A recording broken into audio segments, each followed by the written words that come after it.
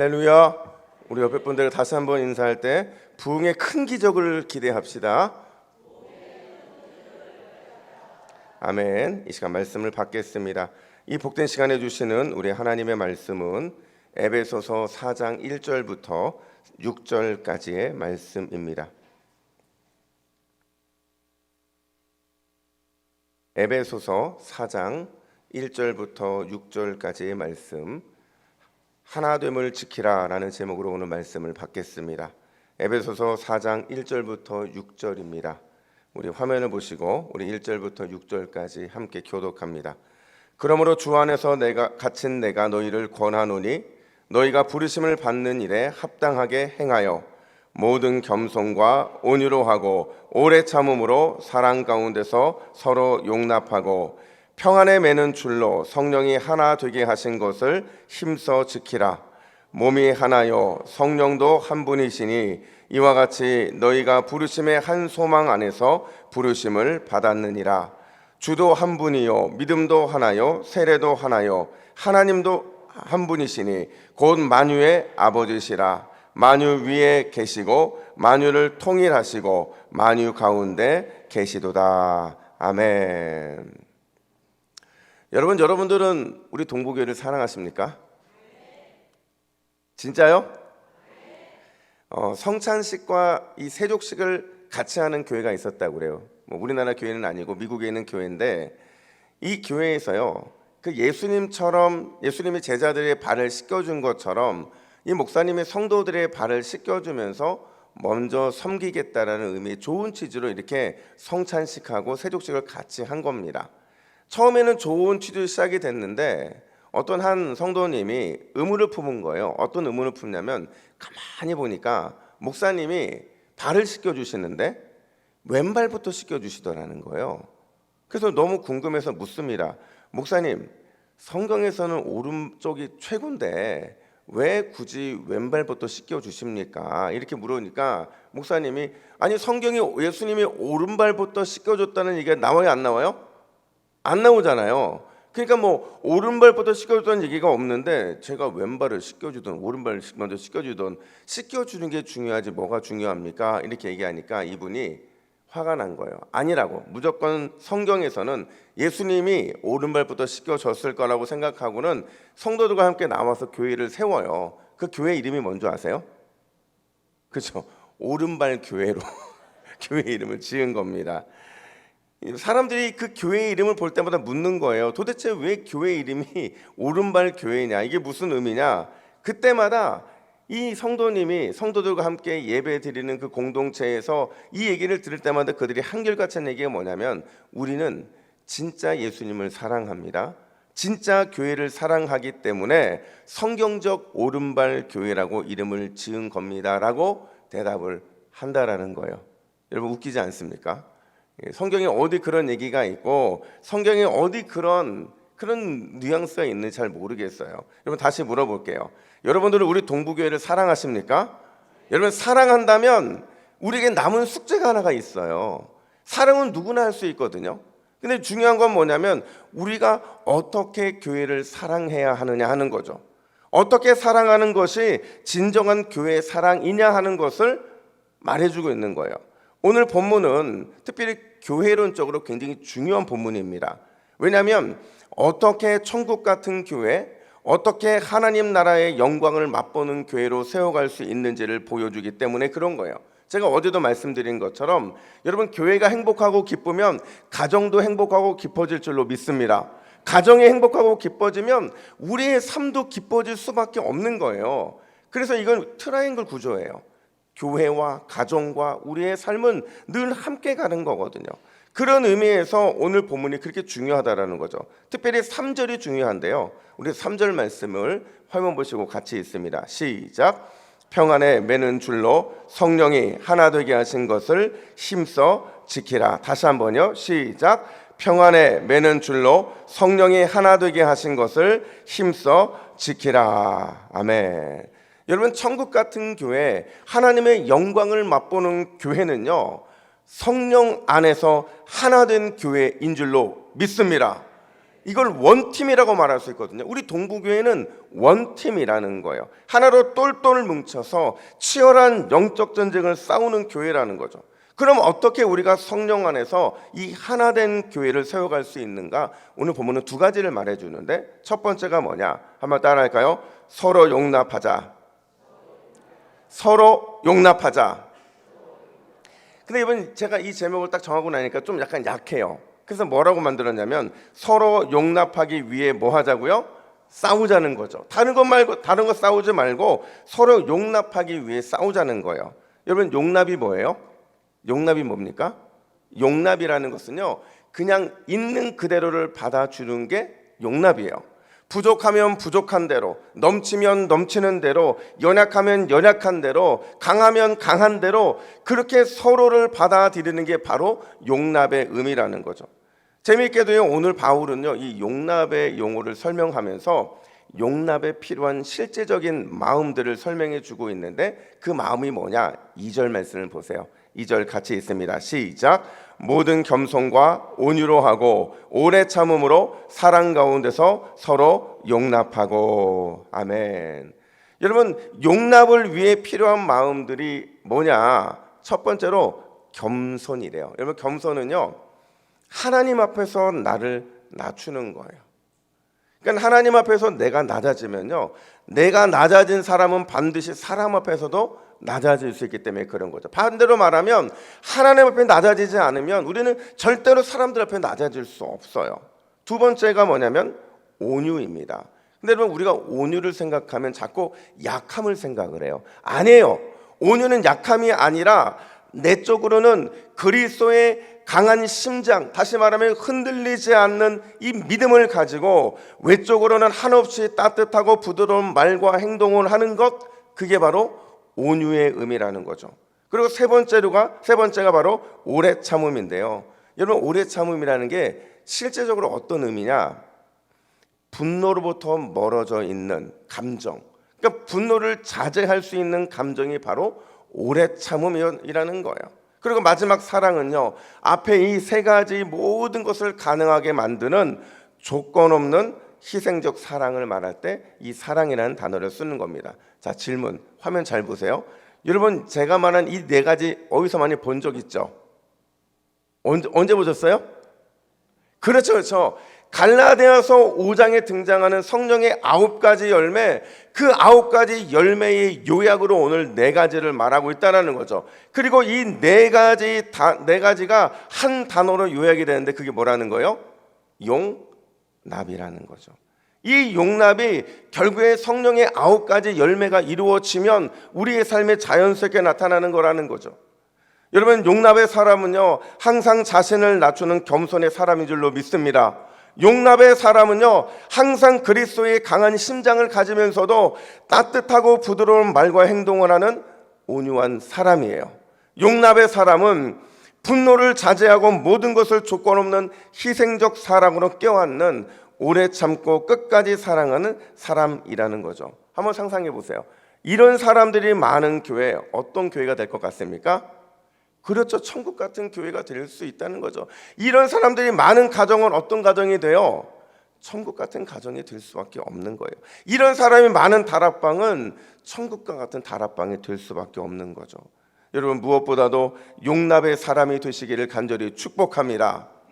네덜란드 한 지방이 있는데, 이 지방에 독특한 풍습이 하나 있다고 그래요. 그래서 어떤 풍습인가 봤더니, 신랑과 신부가 결혼해서 처음 집으로 딱 오는데, 그 집을 무슨 집이라고 해요?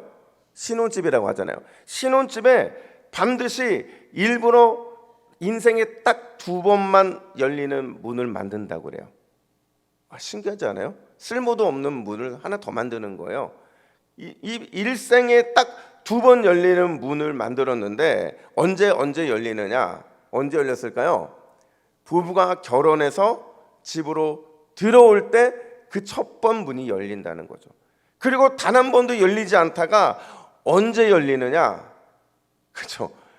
누군가가 죽었을 때 비로소 그 문이 열린다라는 거예요. 사람들이 물어요. 도대체 왜 이런 풍습이 생긴 겁니까? 그러자 뭐라고 대답을 하냐면, 한 번 결혼했으면 죽기 전까지는 절대로 나누지 말라라는 의미에서 그런 문을 만들었다는 거죠. 이건 무슨 말이냐면요, 무조건적으로 서로 용납하며 살라는 거예요. 무조건적으로 끝까지 신의를 지키며 살아가는 것이 부부의 모습이라는 거죠. 사랑하는 여러분, 그리스도 안에 있는 우리도 그런 존재인 줄로 믿습니다. 오늘 여러분들은 그냥 교회로 돌아오셨지만 교회로 들어올 때마다 우리는 이미 그 문을 통과한 거예요. 그 문이 이름이 뭐예요? 용납의 문인 거죠. 그리고 오늘 기도하고 은혜 받고 하나님의 응답을 받고 다시 세상으로 나아갈 때도 우리는 유일한 문으로 나아갑니다. 어떤 문이에요? 용납의 문이죠. 그래서 이 용납을 저는 사랑이라고 말하고, 그리고 이 사랑의 실천이야말로 우리를 하나 되게 만드는 줄로 믿습니다. 여러분, 우리 동부교회는 겸손과 온유와 오래 참음과 사랑으로 날마다 성숙을 드러내는 용납을 신천하는 복된 교회로 쓰임받을 줄로 믿습니다. 뿐만 아니라 두 번째로 한번 따라해 볼까요? 우리는 함께 자라야 합니다. 여러분 믿으십니까? 우리는 함께 날마다 자라나도록 하나님께 부름을 받은 사람들이라는 거예요. 여러분, 여기서 함께 자라간다는 게 무슨 의미예요? 함께 자라간다는 것은요, 뭘 전제로 하냐면 교회 안에 여러 부류의 사람들이 존재한다는 거예요. 여러 수준의 사람들이 존재한다는 거죠. 어떤 사람들이 존재합니까? 어린 성도들이 존재하고, 미성숙한 성도들이 존재하고, 또 성숙한 성도들이 존재하고, 어려운 성도들, 편한 성도들, 가난한 성도들, 부유한 성도들, 약한 성도들, 강한 성도들, 정말 많은 성도들이 다양하게 존재한다는 거죠. 근데 재밌는 게요, 어떤 분이 교회를 이렇게 정의하더라고요. 교회가 뭐냐? 교회는요, 우리가 영적으로 태어나서 젖먹이 시절을 보내고 영적 유아기와 청소년기를 거쳐서 결국 청년과 장년의 신앙을 갖는 현장이다. 여러분, 이 말 동의하십니까? 이 교회는요, 우리가 평생 살아가는 영적 전쟁을 준비하는 장소이죠. 근데 그 이전에 우리는 이 안에서 점점 자라나야 되는 사명을 가지고 공동체로 모이고 있다라는 거예요. 중요한 건 우리가 이러한 여러 존재들과 함께 자라가는 것을 진심으로 기뻐하고 있느냐 하는 거죠. 연약한 성도들을 참아줄 수 있는가? 미성숙한 성도들을 위해 인내로 기다려줄 수 있는가? 성숙한 성도들을 존경하고 그들에게 순종할 수 있는가?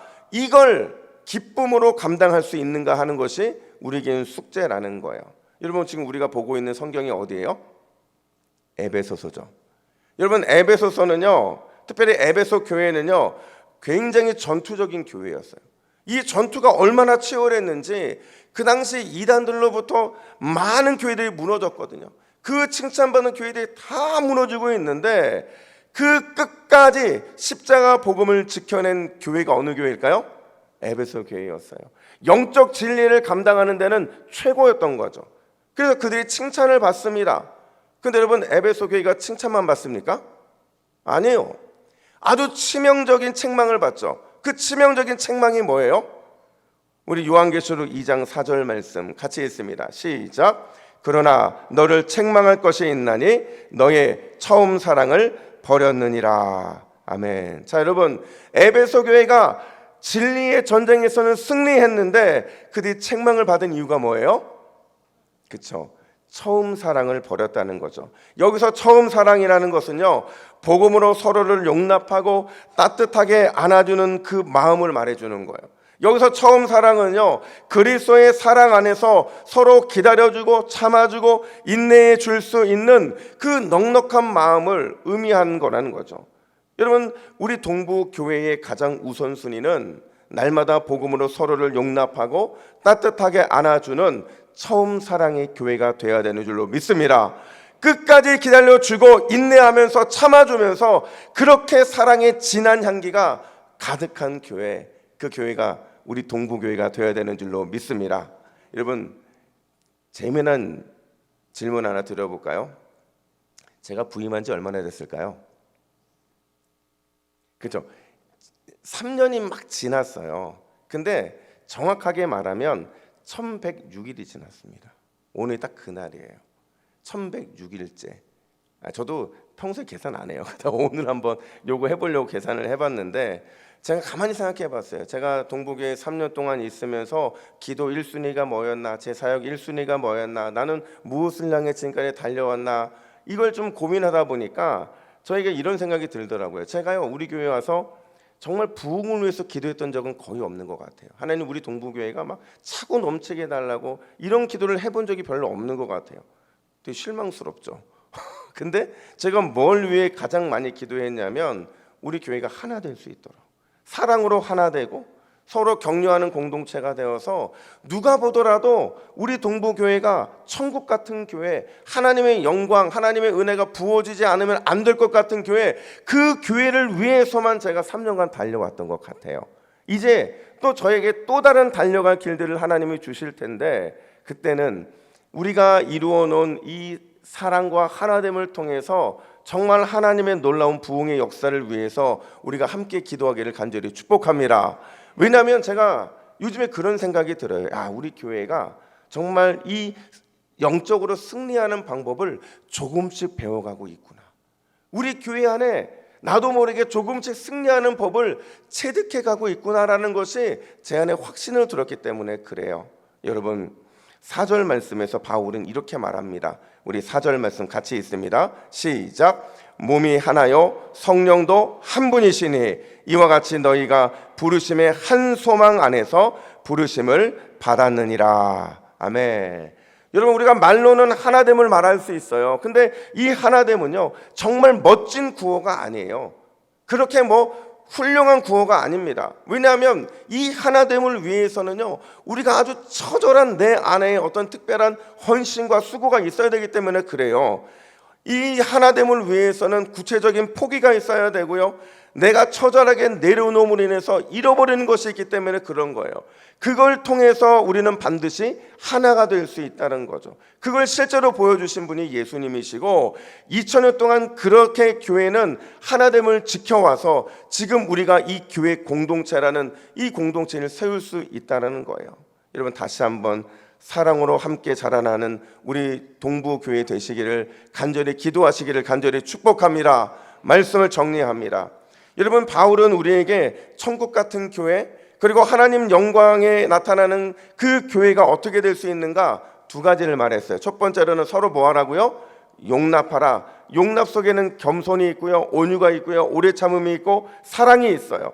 이걸 이룰 수 없다면 치열하게 싸워서라도 사랑의 용납을 이뤄내는 교회가 되라고 말해요. 두 번째는 뭐예요? 우리가 예수님을 향해서 함께 어떻게 나가라고요? 자라가야 한다라고 말하고 있는 겁니다. 이게 우리의 기도의 제목이 되어서 2023년 겨울의 첫 시작이 2024년 은혜의 따뜻한 봄으로 이어지시기를 예수님의 이름으로 축복합니다.